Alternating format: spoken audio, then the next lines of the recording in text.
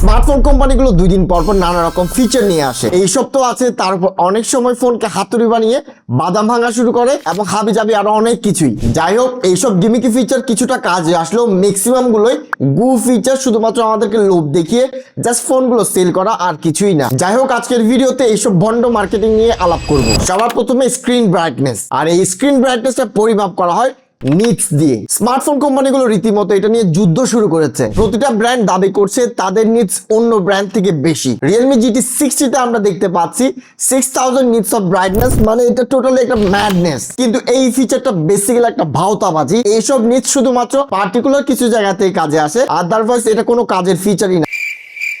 হ্যাঁ, আপনার যখন ব্রাইটনেসটা একটু বাড়তি থাকে বা আপনি যখন সূর্যে যাবেন ওইটা আপনাকে হেল্প করবে, আদারওয়াইজ এটা আহামরি কোনো কিছুই না। বরং এসব পিক ব্রাইটনেস না দেখে আপনারা সবসময় হাই ব্রাইটনেসটা চেক করবেন, যেটা অ্যাকচুয়ালি কাজে আসবে সানলাইটে এবং সিমিলার কন্ডিশনে। এরপর আলাপ করব গ্রিন ওয়াশিং নিয়ে। এখন প্রশ্ন আসতেই পারে গ্রিন ওয়াশিং কি জিনিস আবার? অনেকে হয়তো লক্ষ্য করেছেন আইফোনের পাশাপাশি স্যামসাং সহ আদার্স বড় বড় কোম্পানিগুলো তাদের বক্স থেকে চার্জার, হেডফোন সবগুলোই রিমুভ করা শুরু করেছে for the sake of saving environments. আর এই গ্রিন ওয়াশিংটা তারা বেসিক্যালি করে দুইটা কারণে।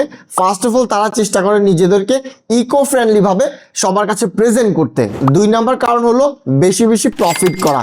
দেখেন, ফোন দিচ্ছে, ফোনের সাথে যদি চার্জার এবং হেডফোন না দিয়ে উল্টো এইসব যদি আলাদা আলাদাভাবে আপনার কাছে সেল করা যায়, দ্যাট মিনস বেশি বেশি প্রফিট। এইটাও একটা ভাওতাবাজি।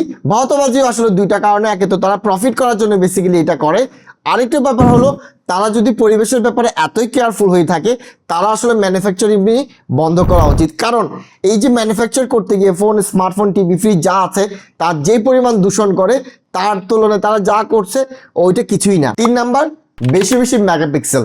দেখেন, স্মার্টফোন ব্র্যান্ড কোম্পানিগুলো সামহাও আমাদের মাথার মধ্যে এস্টাবলিশ করতে পেরেছে যে যত বেশি মেগাপিক্সেল তত বেশি ক্যামেরা ভালো। আর এই মাইন্ডসেট সেট করে আমাদের কাছে 50 মেগাপিক্সেল, 60 মেগাপিক্সেল, 600 মেগাপিক্সেল পারে না আমাদের ফোনের মধ্যে IMX ক্যামেরা ঢুকিয়ে দিতে। মুরব্বি that's not how it works. আমাদের মতো সাধারণ মানুষের জন্য এত বেশি মেগাপিক্সেলের ফোনের গুরুত্ব আসলে অনেক কম। আর ছবি এবং ভিডিও ভালো করার জন্য শুধুমাত্র মেগাপিক্সেলই হেল্প করে না, এর পাশাপাশি অপটিমাইজেশন, সেন্সর সাইজ এবং অ্যালগোরিদম সহ আরো অনেক কিছু হেল্প করে। আর এই কারণে দেখবেন গুগল পিক্সেলের ফোনগুলো খুব ভালো ছবি তুলতে পারে, জাস্ট বিকজ তারা আসলে অন্যান্য সবকিছুতে একসাথে ফোকাস করে, শুধুমাত্র মেগাপিক্সেল বা হার্ডওয়্যারে ফোকাস করে না। দ্বিতীয়ত দেখবেন আমাদের ফোনগুলো সাধারণত 12 মেগাপিক্সেল এবং 16 মেগাপিক্সেল সেট করা থাকে। আমরা যখন হায়ার মেগাপিক্সেলের ছবি তুলতে চাই বা প্রো মুডে আমরা ছবি তুলতে চাই, তখনই এই বড় বড় মেগাপিক্সেলগুলো আমাদের কাজে আসে।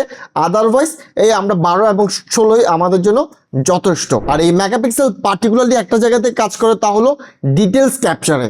এর পাশাপাশি একটা ফোনের যখন ফোনের ক্যামেরা ভালো করার জন্য মেগাপিক্সেলের পাশাপাশি আরো অনেক কিছু আসলে ফ্যাক্টর ম্যাটার করে। সো সব কথার মূলত একটাই কথা, এসব মেগাপিক্সেল ফাঁদে পা না দিয়ে ভালোভাবে চেক করবেন। সবার রিভিউ দেখতে পারেন অথবা দুইটা পাশাপাশি ফোন রেখে চেক করবেন যে আসলে কোনটা ভালো ছবি তোলে। Let's talk about charging speed. আমরা সবসময় শুনি ফ্ল্যাশ চার্জিং, ভোক চার্জিং বা এইসব নানান রকম হাবিজাবি ফাস্ট চার্জিং এর অনেকগুলো নমুনা আমরা সবসময় দেখি। আর ব্র্যান্ডগুলো তাদের এই হাই স্পিড চার্জার দিয়ে তাদের ফোনগুলো চার্জ করে আমাদেরকে সবসময় শো করে। এই ব্যাপারটা পুরোপুরি মিথ্যা না, আবার পুরোপুরি সত্যও না। এখানে সত্যতা আছে, তবে কিছু সত্য আমাদের কাছে লুকানো হয়েছে। প্রথমত, এই চার্জিং স্পিডটা শুধুমাত্র কাজ করে পার্টিকুলার মডেলের জন্য যে চার্জারটা বক্সে থাকে শুধুমাত্র ওইটার সাথে কাজ করে, আদারওয়াইজ এই জিনিসটা কাজই করে না। 2 নাম্বার, আমাদের যে চার্জিং স্পিডটা বলা হয় 150 ওয়াট, 200 ওয়াট, 250 ওয়াট, ওইটা আসলে সারাক্ষণই কাজ করে না। পার্টিকুলারলি আপনার ফোনটা কোন কন্ডিশনে আছে, গরম কতটুকু আছে, বা আপনার ফোন যদি এসি নিচে থাকে বা ঠান্ডা কোনো পরিবেশে থাকে, তখনই শুধুমাত্র হাইয়েস্ট ক্লক স্পিডটা টাচ করতে পারে। আদারওয়াইজ আপনার ফোনটা যদি গরম থাকে, এই ফোনগুলো, এই চার্জারগুলো অটোমেটিক তাদের চার্জিং স্পিডটা কমিয়ে আনে, যার কারণে তারা যেটা ক্লেম করে সাধারণত 20 মিনিটে ফুল চার্জ, 12 মিনিটে ফুল চার্জ, ওইটা শুধুমাত্র তাদের চার্জার দিয়ে কাজ করে এবং ভালো কন্ডিশনে। ভালো কন্ডিশন মানে আপনার ঠান্ডা পরিবেশে এই জিনিসটা কাজ করে, আদারওয়াইজ এটা কাজ করে না। আরেকটা ব্যাপার হলো এইসব হায়ার চার্জিং স্পিড অনেকের আসলে কাজে আসে না।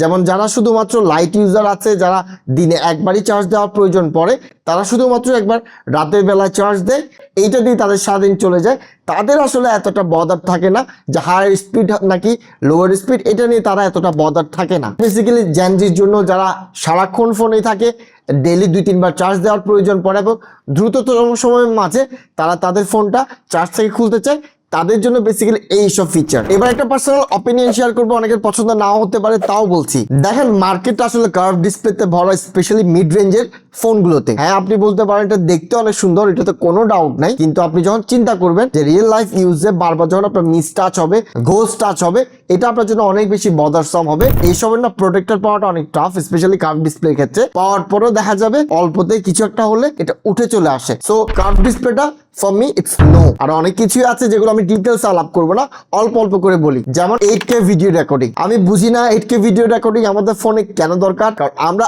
8K ভিডিও কোনোভাবে আমাদের ফোনে দেখতে পারবো না, আমাদের ডিসপ্লে বা আমাদের কোনো কিছু এটা সাপোর্ট করে না। সো এইসব 8K শুধুমাত্র একটা মার্কেটিং গিমিক ছাড়া কিছুই না, একটা ইউজলেস একটা ফিচার। দ্বিতীয়ত হলো কোয়াড এইচডি ডিসপ্লে। দেখেন কোয়াড এইচডি ডিসপ্লে এবং ফুল এইচডি ডিসপ্লের মধ্যে পার্থক্য খালি চোখে আমাদের বোঝার কোনো উপায় নেই, কিন্তু যে জিনিসটা আমরা ফেস করি এর কারণে তা হলো আমাদের ব্যাটারিটা ড্রেন বেশি করে। সো আমার মতে full HD plus is more then enough, আমাদের কোয়াড এইচডির কোনো দরকার নাই। এতে করে উল্টো আমাদের জন্য লাভ হবে, আমাদের ব্যাটারিটা বেশি দিন টিকবে এবং বেশিক্ষণ টিকবে। তৃতীয়ত হলো 144 হার্টজ। দেখেন 120 hertz it's more then enough. আমার মনে হয় না 144 হার্টজের কোনো দরকার আছে, আর এইটার পার্থক্য কেউ সহজে বুঝতে পারবে না। সো এই জিনিসটা শুধুমাত্র ব্যবহার করা হয় একটাই কারণে, রিজনটাও খুবই simple, marketing gimmick, nothing else. আর একটা মোস্ট ইউজলেস ফিচার হলো ওয়্যারলেস চার্জিং। দেখেন এটা কাজ করে স্লো, এটা আমাদের ফোনকে গরম করে ফেলে, আমাদের ফোনে ঝামেলা তৈরি করে। সো আই ডোন্ট নো এটা অনেকে কেন প্রেফার করে, পুরো একটা আননেসেসারি একটা ফিচার, আমাদের ফোনের জন্য ক্ষতি। এছাড়াও নাথিং ফোনের মতো কোম্পানিগুলো আজকাল তাদের ব্যাগে গ্লিফ লাইটিং নিয়ে এসেছে, পুরো ইউজলেস একটা ফিচার। হ্যাঁ, আপনার 1-2 দিন বেশ ভালো লাগবে, আপনার ফ্রেন্ড সার্কেলকে দেখাতে ভালো লাগবে, পশ ফিল হবে, কিন্তু আদারওয়াইজ এটা আসলে কোন কাজে আসে?